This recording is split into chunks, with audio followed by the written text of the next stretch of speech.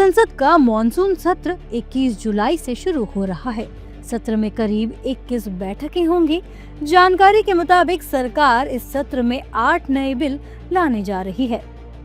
इस सत्र में बिहार की मतदाता सूची के रिवीजन को लेकर जबरदस्त हंगामा होने की संभावना है, जबकि पहलगाम, सीज फायर जैसे मुद्दों पर भी तीखी बहस देखी जा सकती है।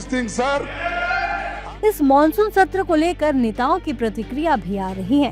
विपक्षी नेताओं ने मॉनसून सत्र के दौरान उठाए जाने वाले मुद्दों की जानकारी दी। तो हमारे हमेशा जनता से जुड़े रहते हैं, चाहे किसान का मुद्दा हो, मजदूरों का मुद्दा हो, अनुसूचित जाति वर्ग के लोगों का हो, ओबीसी का हो, जातिगत जनगणना का हो। मेन मुख्य मुद्दे यही रहेंगे।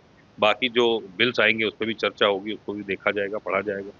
और व्यक्तिगत रूप से जो है सवाल जो रहेंगे हमारे, वो क्षेत्र की समस्याओं को लेकर भी कई सारी चीज़ें हैं। खेतीबाड़ी से समस्या संबंधित चीज़ें हैं, खरबूजे के मनखा जो हमारे यहाँ होता है, इन सबसे बहुत बड़ी बड़ी समस्याएं हैं जिसको मानसून सत्र में रखना चाहते हैं। गरीबी, बेरोजगारी, किसानों के साथ जो कुछ हो रहा है, और ख़ास तौर से दलित और महिलाओं के साथ जो उत्पीड़न बढ़ा है पूरे देश में, जहाँ जहाँ भाजपा की सरकार है, ये सारे मुद्दे हमारे होंगे।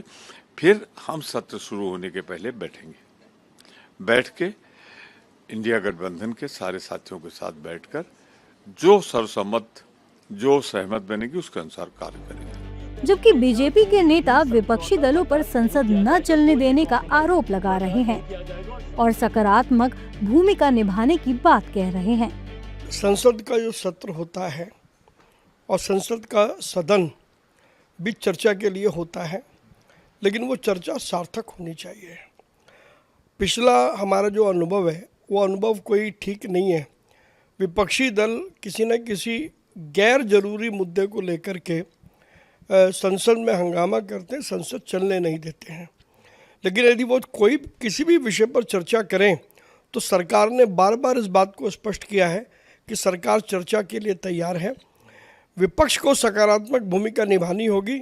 सरकार की तरफ से हर विषय पर जो विषय स्पीकर महोदय द्वारा स्वीकृत होगा उस पर चर्चा की जाएगी।